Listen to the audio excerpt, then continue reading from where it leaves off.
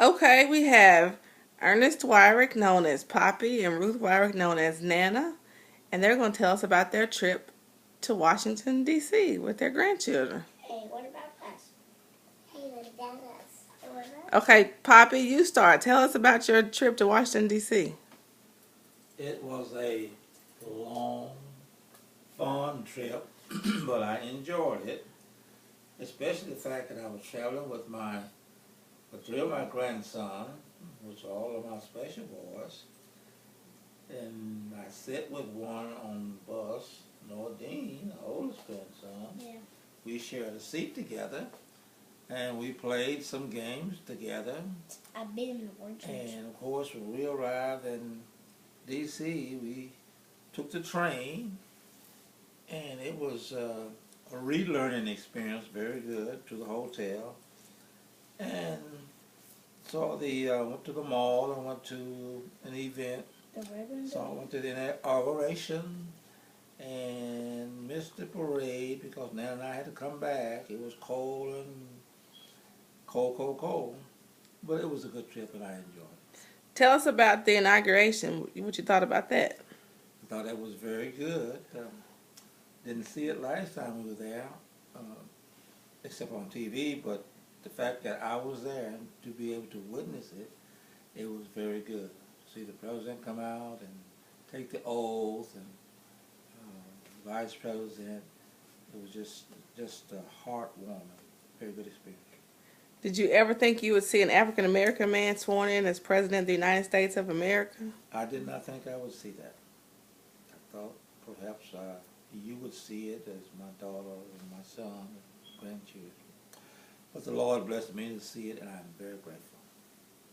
And you got to see it with 3 African American little boys yourself. And that's exactly right. I got to see it with my grandboys, and that made it special, double special. All right, Nana, Yes, the political person in the family, tell us about what you thought about it. I was very excited. I was very happy to go, to realize that we as a people have come so far, and to realize that it wasn't until the Civil Rights Act, the Voting Rights Act of 1965, that we were even able to vote in primaries. And I was very happy to be a part of this, and I did never think I would see it in my lifetime, but I was glad that we as a people came from the slave ship all the way to the White House. And what do you think about being out there with your friend Lena? Y'all been friends a long time, and you have grandchildren around the same age.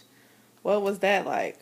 It was remarkable to think that we have come so far, and especially we as Christians have gotten involved in the political arena, and we've been able to realize that if the world is ever going to be better, it's going to come from praying people and Christian people. And I was very happy to be a part of it. I was very happy to share with my friend and her grandson and my grandchildren and daughter and husband and son-in-law, and I'm just glad to see so many people that I've worked with through the years, and we worked so hard, and we were there to celebrate in Washington, and it just brought tears to my eyes to see an African-American man stand and take the oath of office, realizing that if we do right, stay out of trouble, stay out of jail, and get our lessons, that we can be successful.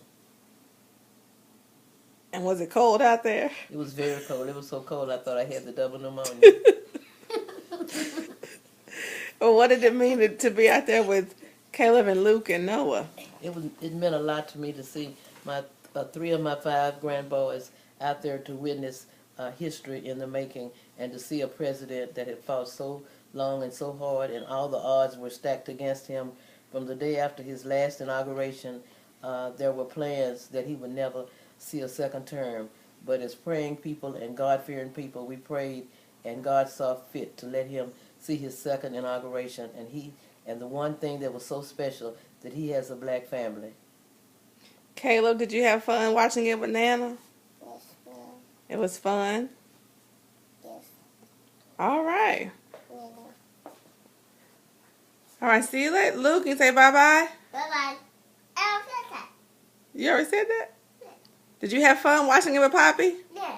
Yes? No. What about you, Yeah, bye. Noah? I want to tie into what Ruth, my nana, said.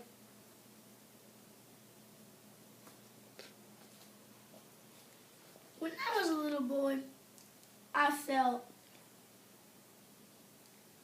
anxious about the future.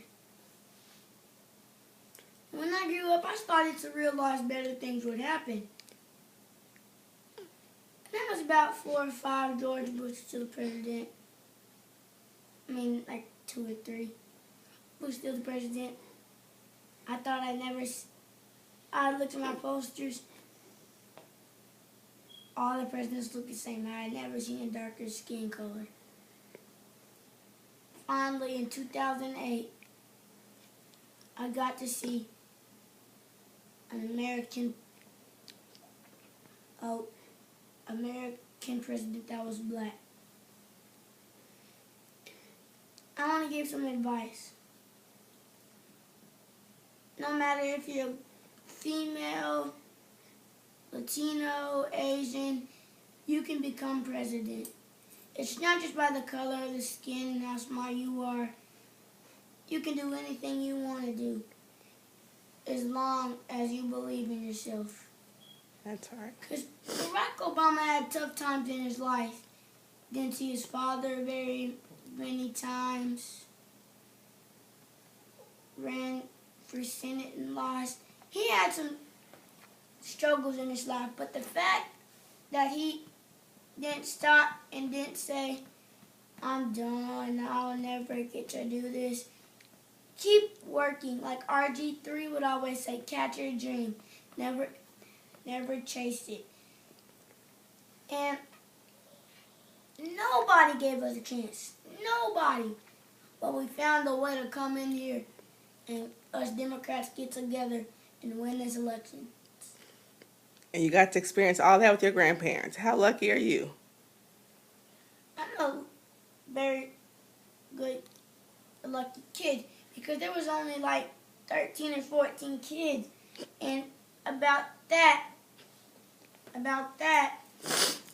Okay. many kids don't get the experience. And I mean, it's just